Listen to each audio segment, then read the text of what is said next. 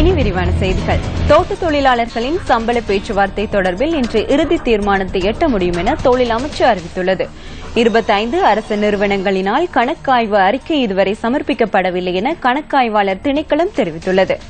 Switzerland தொழிலமைச்சர் WDJ Seneviratne தலைமையில் இந்த பேச்சுவார்த்தை இடம்பெறவுள்ளது. இந்த கலந்துரையாடலில் தோட்ட தொழிற்சங்கங்கள் மற்றும் முதலாளிமார் சம்மேளனத்தின் பிரதிநிதிகளும் கலந்து கொள்ள உள்ளனர்.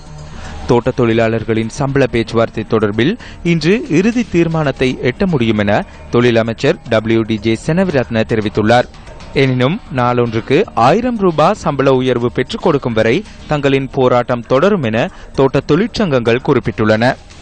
இன்று இடம்பெறவுள்ள கலந்துரையாடலில் தேசிய தொழிலாளர் சங்கமும் பங்கு பெற்றும் என அந்த தொழிற்சங்கத்தின் உப தலைவர் கணபதி நகுலேஷ் தெரிவித்துள்ளார்.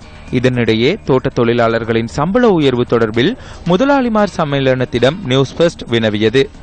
இந்த விடயம் தொடர்பில் எந்த ஒரு தகவலும் வழங்க முடியாது என முதலாளிமார் சம்மேளனத்தின் பிரதிநிதி ஒருவர் தெரிவித்துள்ளார்.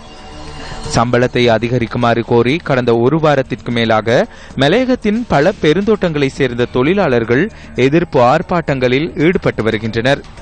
தோட்ட தொழிலாளர்களின் சம்பள பேச்சுவார்த்தை ஒப்பந்தம் காலாவதியாகி 1 வருடமும் 6 மாதங்களும் நிறைவடைந்துள்ளமை குறிப்பிடத்தக்கது.